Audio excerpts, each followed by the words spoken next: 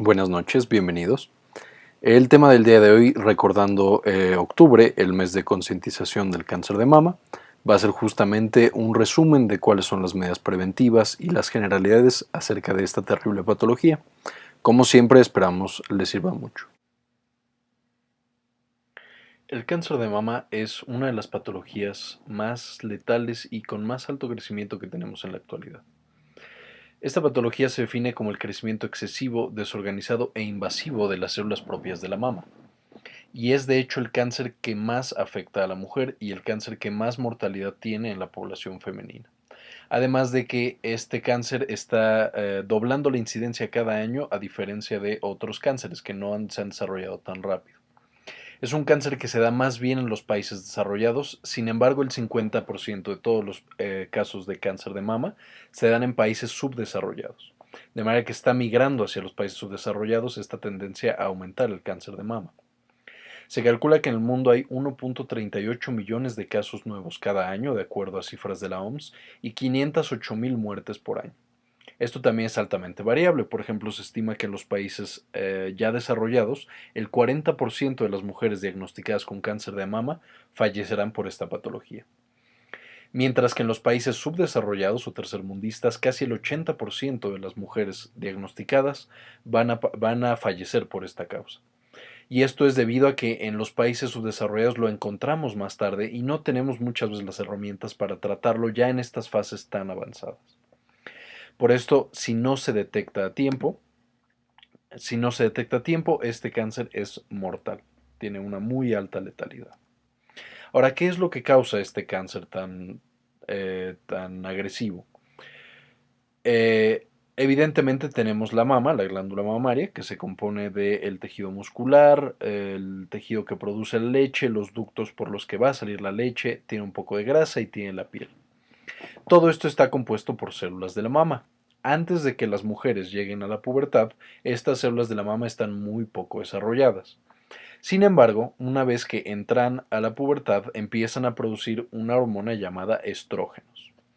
Esta hormona llamada estrógenos va a viajar a las células de la mama, va a activar ciertos genes y va a hacer que se reproduzcan, de manera que la mama crece y se convierte en una mama adulta. ¿Por qué? Porque tiene más células y las tiene más diferenciadas, o sea, ya están especializadas para producir leche, para ya recibir al bebé, etcétera, etcétera. Sin embargo, toda la vida la mujer va a estar produciendo estrógenos y estos estrógenos toda la vida le van a decir a estas células que se reproduzcan y que se mantengan, que tengan las funciones que tengan que tener. Toda la vida, todos los años que una mujer tenga estrógenos, toda la vida va a estar pasando. Entonces, estas células se reproducen y se reproducen y se reproducen y para esto tienen que estar copiando continuamente su ADN, su información genética. Entonces, después de muchos años, una de estas células se equivoca, no copia bien su información genética y entonces ya no es una célula normal de la mama, empieza a ser algo más. Y aquí pueden pasar dos cosas. La primera, que estas células, al equivocarse en copiar su información genética, ya no se acuerden que son una célula de la mama, pero no sean agresivas con las otras células. Esto va a generar una patología benigna. O sea, sí, la mujer va a tener una bolita o algo crecido, pero esto no va a ser cáncer. Y de hecho muchas veces ni siquiera va a ser peligroso. Sin embargo, por otro lado, la estimulación estrogénica puede hacer que las células copien mal su ADN, la célula olvide que es una célula de mama y empiece a tornarse agresivas con las otras células. O sea, diga, yo necesito sobrevivir, necesito muchos nutrientes y necesito multiplicarme. Entonces necesito invadir otros tejidos. Entonces los estrógenos siguen estimulando a estas células y estas células empiezan a conquistar, a replicarse y a crecer. De manera que cada vez tenemos más células de cáncer y menos células normales. Y estas van a ir matando a las otras células que tengan alrededor, robándole los nutrientes e invadiendo su espacio. Y una vez que llegamos a un cierto número de estas células, ya no va a haber espacio para estas células, entonces van a empezar a invadir otros tejidos. El primer tejido al que van a irse estas células cancerosas van a ser a los llamados ganglios linfáticos. Y los primeros ganglios linfáticos que van a invadir las células del cáncer de mama, en general van a ser los ganglios de la axila. unos que están al lado de la mama y unos que están ya profundos en la axila. Y esto va a ser importante más adelante, como vamos a ver. ¿Cuáles son los factores de riesgo? O sea, ¿qué pacientes son los que van a desarrollar esta patología? Pues evidentemente, si lo que necesitamos son estrógenos, pues lo primero, el principal factor de riesgo va a ser el ser una mujer. Esto no significa que los hombres no tengan cáncer de mama. También hay hombres que se enferman de esta patología. Sin embargo, la incidencia va a ser mucho, mucho menor. El segundo es, si nosotros necesitamos que por mucho tiempo los estrógenos estén estimulando a nuestras células, hagan mitosis y entonces se equivoque su ADN y ya sean cáncer, entonces vamos a necesitar que pase mucho tiempo. De manera que la mayor parte de los cánceres van a ser más allá de los 50 años. O sea, más del 70% de los cánceres de mama, de acuerdo a cifras de la Unión Europea, van a estar dados en este grupo etario, más allá de los 50 años de edad. Otro factor importante va a ser una historia familiar, o sea, si yo tengo un familiar, la mamá, la hermana, la tía o cualquier consanguíneo en primer grado, una hija, por ejemplo, también, si tienen ya el riesgo de cáncer de mama, o sea, si una de mis familiares tuvo cáncer de mama, mi riesgo de cáncer de mama ya es mayor, ya está aumentado. De la misma manera, si yo misma ya tuve cáncer de mama, tengo un mayor riesgo de presentar cáncer de mama en la otra mama, a pesar de ya haber recibido tratamiento en la primera mama. En cuanto a genética, se han encontrado unos genes muy importantes que al tenerlos mutados dan un factor de riesgo muy elevado para presentar este tipo de cáncer, que son los famosos genes BRCA, de los cuales voy a tener dos, BRCA1 y BRCA2. Entonces aquí en los genes es muy importante y de hecho se han vuelto muy famosos. Por ejemplo, son los genes que se encontraron mutados en Angelina Jolie y ella se hizo una mastectomía al encontrarse estos genes. BRCA. De hecho, el gen BRCA mutado, o sea, el gen BRCA que yo lo tengo mal y entonces me da un mayor riesgo de cáncer de mama, también aumenta el riesgo de tener cáncer de ovario y puede aumentar el riesgo hasta en 50%. O sea, aumenta de manera muy, muy importante la mutación de estos genes el riesgo de que una mujer padezca cáncer de mama, BRCA1 y BRCA2. El siguiente factor de riesgo es la exposición a estrógenos. Pues evidentemente, mientras más años yo estuve expuesta a los estrógenos, más riesgo tengo de que mis células hayan mutado en una de esas. ¿Qué es lo que determina que yo tenga una exposición a estrógenos elevada o no? Hay varias cosas. La primera es cuando empecé con mis ciclos menstruales. Las mujeres que empezaron antes de los 12 años a tener ciclos menstruales regulares ya tienen un riesgo mayor de presentar cáncer de mama. El siguiente factor de riesgo es qué tantos hijos tuve. Mientras más hijos tenemos durante el embarazo, hay una protección por parte de otras hormonas a los efectos de los estrógenos y hay menor cantidad de ciclos menstruales en la vida de una mujer. Entonces, esto hace que de alguna manera se reduzca el riesgo de que estas mujeres presenten este cáncer. Otro factor protector es la edad a la que se tiene el primer hijo. Mientras se tenga antes el primer hijo, menor riesgo hay de cáncer de mama.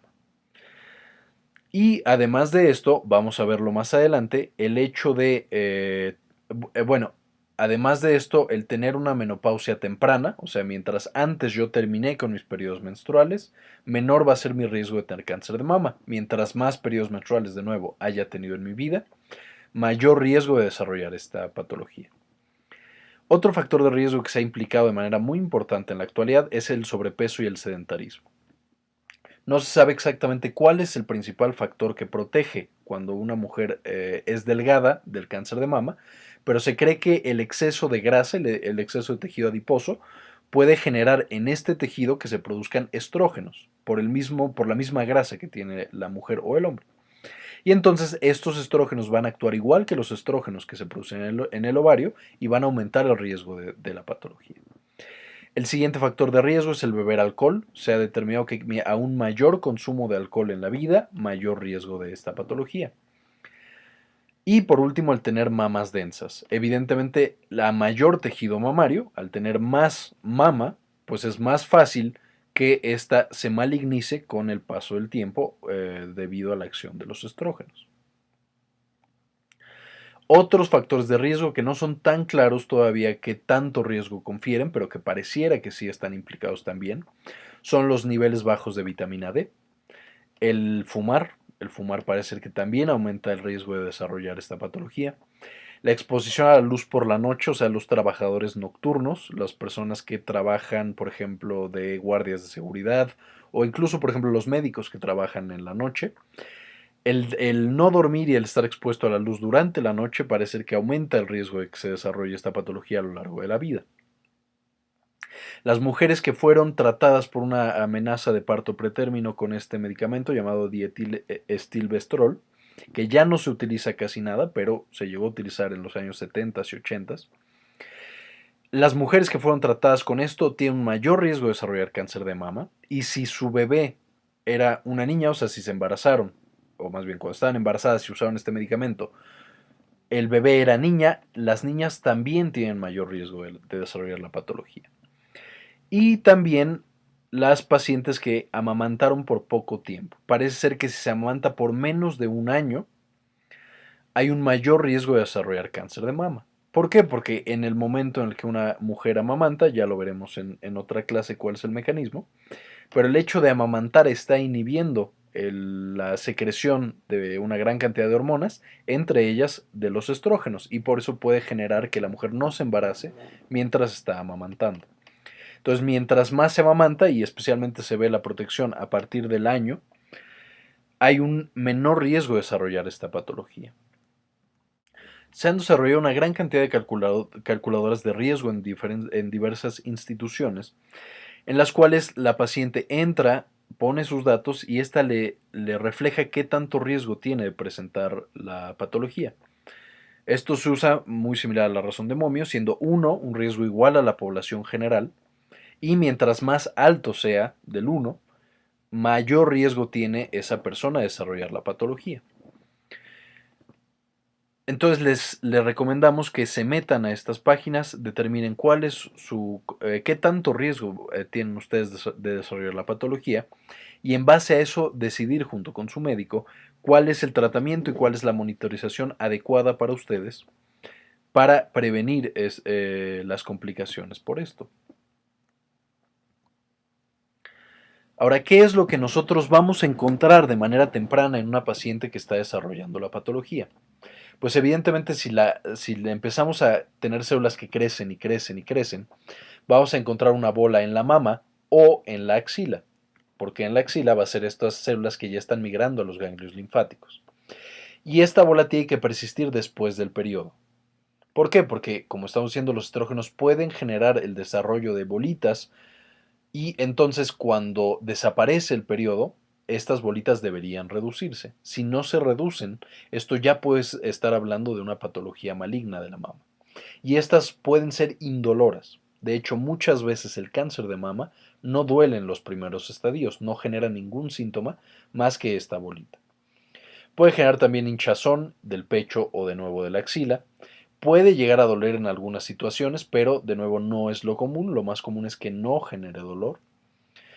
Puede generar un cambio en la forma de la mama, un aplanamiento del pezón o alguna otra cambio en la forma. De hecho, lo que se reporta muchas veces es esta famosa piel de naranja. O sea, uno toca la piel de la mama y ya no es lisa, sino que se siente como corrugada, como justamente una naranja. Puede generar cambios en el tamaño, el contorno, la textura, perdón, aquí la S, o la temperatura de la mama, que es esta piel de naranja. Cambios en el pezón como la retracción, que genere comezón, que duela, que se ulcere, que haya secreción como de sangre o como de pus a través del pezón. Y de nuevo una tumoración muy dura, incluso como piedra. Entonces aquí lo podemos ver, por ejemplo, este es un pezón que está retraído. De hecho, si lo apretáramos probablemente tendría secreción de algo, o sea, veríamos que sale algo. Y podemos ver una gran cantidad de alteraciones en la piel. Además de la piel, de manera profunda podemos encontrar bolitas, podemos encontrar salida de material, etc. Entonces, ¿qué es lo que tenemos que hacer? Lo primero que tenemos que hacer es la autoexploración. La autoexploración va a constar de 3 fases. La primera es la observación. Es una mujer, que simplemente tiene que observar el contorno de sus mamas, la forma y que todo esté normal. Y para esto acudo a la famosa frase de conócete a ti mismo. Es muy importante que las mujeres conozcan sus mamas, sepan la forma, la textura, el tamaño habitual y que entonces busquen cambios de manera intencionada. Lo primero que hacemos es separar a la mujer frente al espejo y las observa, simplemente las observa. Después con las manos detrás de la espalda para ver que las dos se eleven de la misma manera, caigan de la misma manera. Y luego con las manos en la cintura y los hombros hacia adelante también tiene que observarlas, simplemente observarlas. Una vez que ya las observó, empieza la exploración manual, empieza a tocarse las mamas. Hay que pasar las mamas por las manos, perdón, por toda la mama, de arriba hacia abajo y de adentro hacia afuera, tocando toda el área de la mama. Primero con los brazos abajo, luego con un brazo arriba y por último apretando un poco el pezón para ver que no haya descarga de algún líquido extraño. Se repite en la otra mama y luego por último se hace acostado. Exactamente el mismo procedimiento, primero con las manos a los lados y luego con las manos por encima de la cabeza.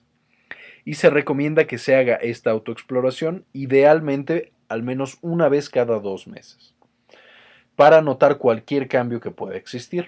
Además de la autoexploración, existe la exploración clínica de la mama. La exploración clínica de la mama es una consulta en la que la mujer va únicamente con el médico para que revise sus mamas y busque utilizando técnicas similares, igual bolitas, alteraciones, ganglios crecidos, etc. Aquí se revisa también la axila y se revisa toda la cadena de ganglios que se puede revisar de manera externa.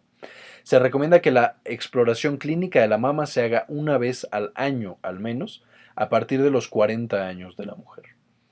Y se ha encontrado que si se hace por un experto, puede reducir o puede generar el diagnóstico de cáncer de mama mucho antes que si se dejara a la exploración normal.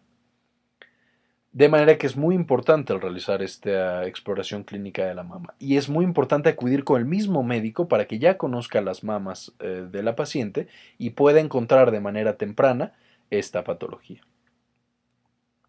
El siguiente estudio que se debe realizar es la mamografía o mastografía. Este es uno de los estudios más importantes que tenemos y más poderosos que tenemos en la prevención y el tratamiento de esta patología.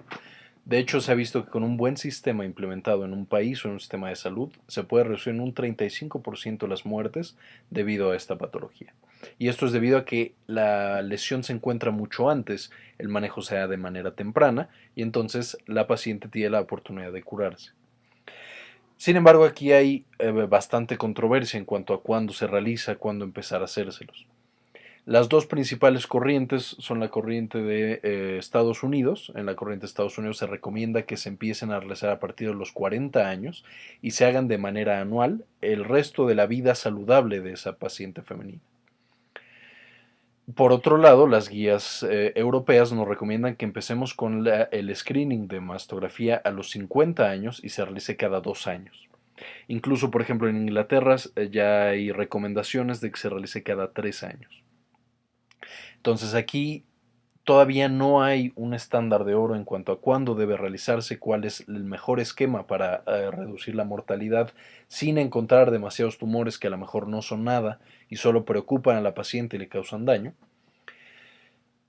Entonces, lo que se tiene que hacer es que la paciente platique con su médico y en base al riesgo personal, a la experiencia del médico y a otros factores, se decida cuál es el esquema que se va a seguir para esa paciente.